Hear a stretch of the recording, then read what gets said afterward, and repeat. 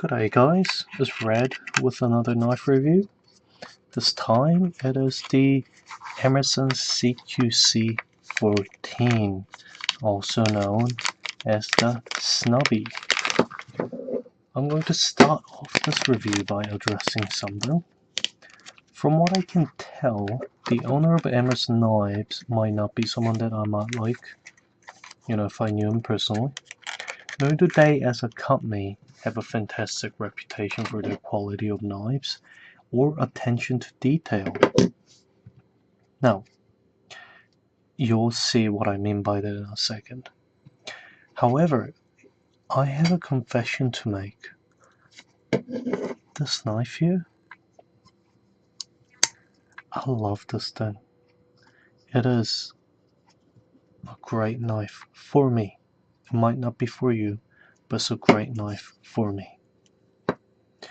Now, as is tradition, I will start off by stating the price. This knife comes at you for $208 at Blade HQ as of September 2017. I personally got this knife for about 120 bucks at a massive sale at lamnia.fl or .com. It's either one of those. It's a Finnish website that sells knives. I recommend them. I'm going to explain why the $210 retail price is horribly overpriced. But if you ever see one pre-owned new or it's on a big sale, then feel free to check it out.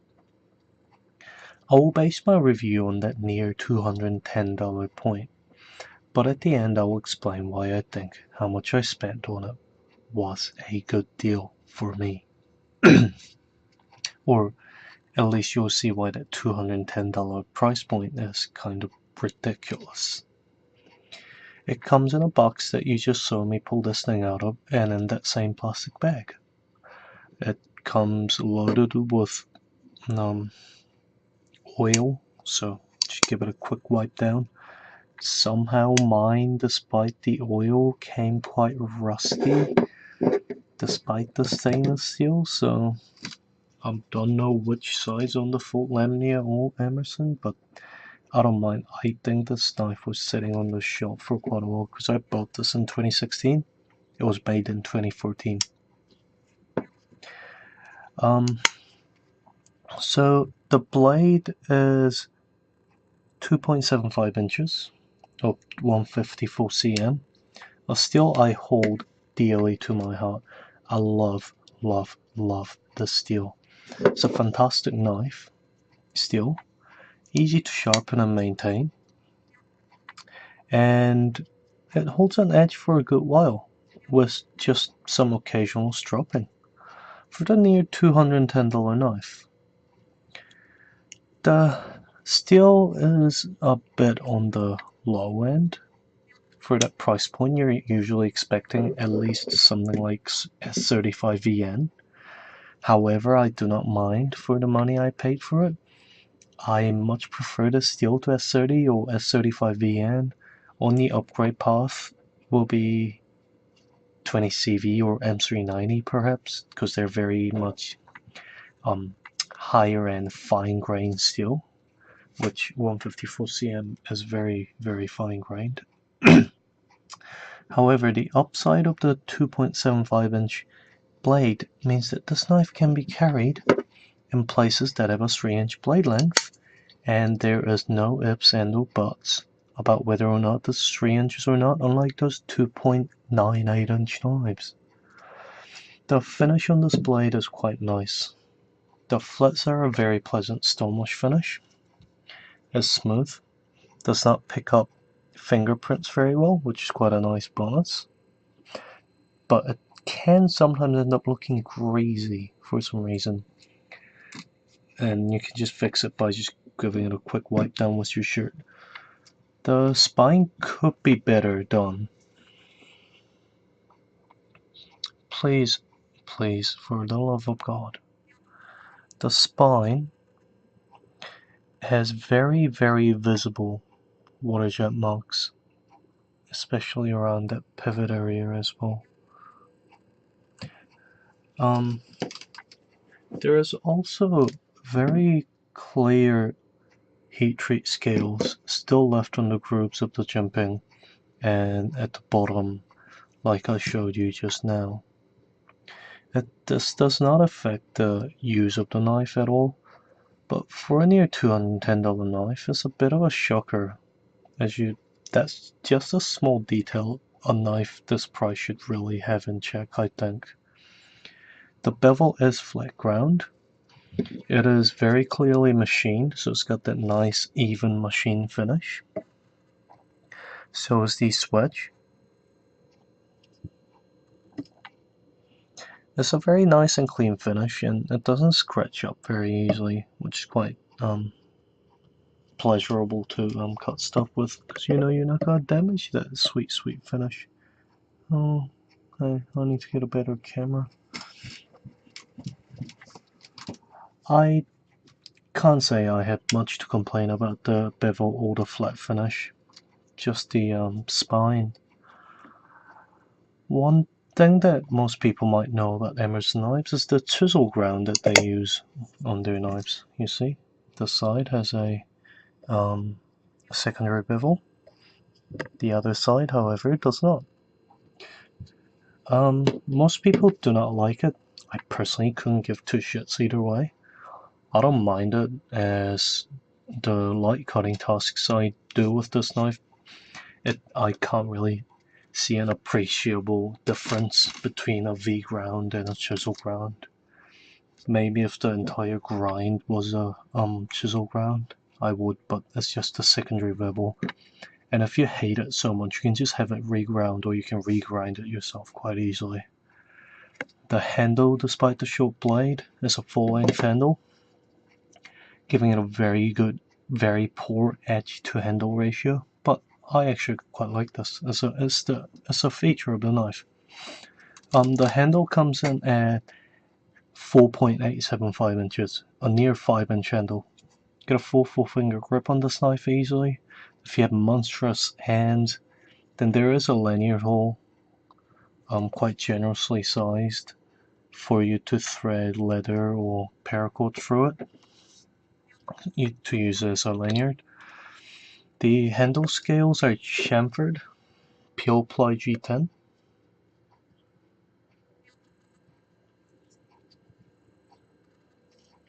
The texture is quite rough, however it's not rough enough for it to be considered cold steel rough, or rough enough to irritate your skin under long use. Not for me anyway. The scales are well chamfered, and there is no sharp corners digging into your hand when you hold onto it. And you might figure out why I say this, but the handles are clearly one of the two only machined parts on this knife, in the bevel slash the swedge and the handle. As mentioned, the liners that support the scales and lock the knife are two different metals. The lock bar side is titanium. The lock itself is very good. It engages about, I don't know, I want to say about 20%. It's a very early lockup. There's room for wear in, which is quite nice, and there is no stick at all. The liners, and on the other side, that's not the lock side, is stainless steel on a $210 knife, which means this knife is heavy as all hell because there are no milling in it, and it's one side is steel and not titanium. Come on, 210 bucks that people are gonna pay for this thing. One side is stainless? Are you fucking kidding me? On top of that, you see these liners? You see those marks? Those are water jet marks. When I'm making a knife and I get shit water jet caught, I put it through a tumbler or Scotch-Brite pads. Why? Because that mark is fucking ugly as sin, that only a mother could love. And I've owned this knife for a year and I still can't fall in love with the fucking water jet marks. So clearly your spouse can't love it either. This is a $210 knife with very clear visible water jet marks.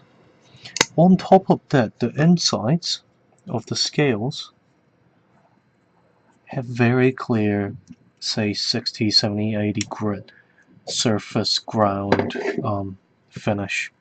It's very coarse, it's not very pleasant to look at.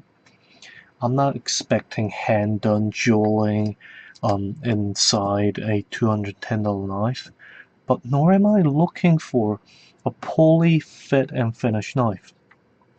To add insult to injury, sorry about that, to add insult to injury, the Emerson knives has two deep temples, one on the lock bar, one on the other side, which has a little tab that just kind of pokes out like that with a detent ball on it.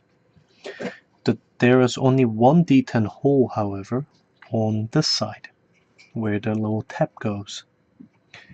There is no detent hole here. The only reason the detent ball is on the lock side is to reduce friction when you close and open it. That detent bar or tab, when I first opened this thing up, came with a massive burr, very clearly from water jetting. It cut the ever-living shit out of my fingers. So why they can't be bothered to actually take a look at things before they put it into a whole knife package and sending it out is very much beyond me. Now moving on. The lock bar does have quite generous and quite coarse jumping, so your thumb will catch on quite nicely. And then there's also jumping here and here. These jumpings, the ones here and here, not the lock bar one, is quite smooth and quite deep, which means it doesn't catch your skin, but it adds a lot of texture, which like your thumb has a lot to bury into. So it's actually quite nice. It doesn't hurt like some of the other jumpings I've used. Before I move on from the handles, I have to address something here. The liners and scales do not match up. Generally speaking, the scale is much, much bigger than the liners themselves. Can you see it? Yeah. And that goes around the whole way. Now, this is a bit of a shocker on a $210 knife, because sure, I might not be looking for a custom hand finished job on these, but I'm also sad to see such a quite expensive knife. 210 bucks, that's like 10 hours of work for some people, even more than that. I've seen cheaper knives, Ganzos, Enlins, with a much better fit and finish. Hell, some of the Emerson collabs have a better finish. What the hell? This is just them being lazy. There's nothing more to it. The pocket clip is quite nice. It's the usual Emerson style pocket clip you also see on Benchmates. And I reckon the best of all, they got this one right. It's parkerized and not painted. Thumbs up. So are all the other hardware. So when this thing really wears in, because I'm gonna keep this knife for a long time, I reckon, that finish is gonna wear in like leather instead of paint chipping off, like off of your student dome wall. However, it should be noted that this pocket clip is right-hand carry only, which is ridiculous, because with the wave function, it should be kind of ambidextrous.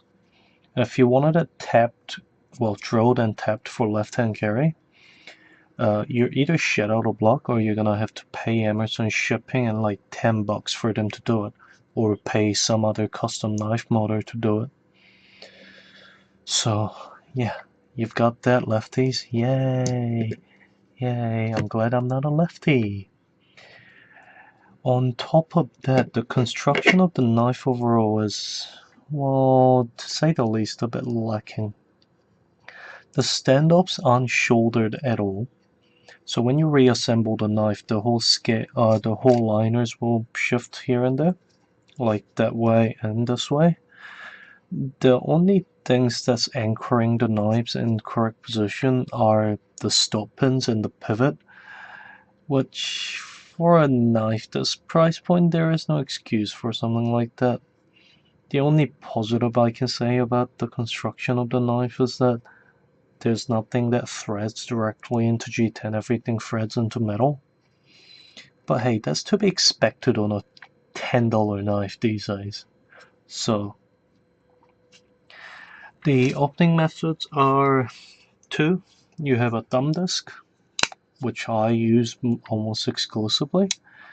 And you have the wave opener, which I would love to do a demonstration for you, but I couldn't never gotten this thing to work. I fiddled around with the pivot, the tensions on these screws, hell, I've even fiddled around with the tensions on the lock bar.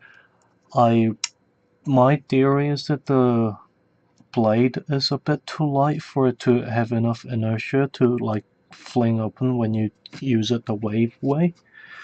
How it's supposed to work is that you've got this in the seam of your pocket, and you're supposed to push the knife and then pull up at the same time as you pull it out, and this like little hook is supposed to catch the seam of your knife, then open as you pull out the knife. Now, I know that there are people who love this feature. I do not care for it. It does make for fantastic thumb ramp, but I've yet to have a situation in my life where pulling out a 2.75-inch blade while a split second faster than I could have if I pulled this out of my pocket and then quickly swiped it open and then got it in my hands. Yeah, if that was gonna save my life, I really need to reconsider my life choices. If I was in that situation, I've done something real fucked up there. So for me, that wave feature is nothing but a fancy ass thumb ramp, which occasionally gets stuck on my seam pockets and then just kind of opens my blade slightly and pokes me in my palm sometimes. Nah, that's fine. I don't mind it. A good knife's gonna draw your blood here and there. A good knife for me anyway, this thing. Now, this knife has a lot of fit and finish issues, like most Emersons. And I'm not sure if it's worth it for that $210 price tag. However, for the money I paid for it, which was 120 bucks and not even any shipping, I reckon it's a pretty good knife. I love the steel, I love the design actually, I love the full-length handle, and I love that it's not very threatening. It's very good for just kind of my daily driver, along with my Griptilian, well, my mini Griptilian, my Ret 2. It's just, I enjoy it. All I have to do is blow some dust out of it here and there and wash it here and there and oil it, and that's all there is to it. But 210 bucks, you could not put a gun to my head and tell me to buy this for 210 bucks. I would tell you you're the worst marketing person, and this knife is horribly overpriced. But if you find one that is being lightly used or new used or new pre-owned, then feel free to pick it up, because I reckon for that price point, it's not too horrible. Now, my advice will be to take my advice. If you love this form and you need a knife that's like less than 3 inches but you want a full-length handle, which is a beautiful package I must add. If you like this knife, take the words I tell you, the fit and finish issues, the mostly the fit and finish issues and the non-V grind if that bothers the hell out of you, or if you're a lefty, and make a very informed choice.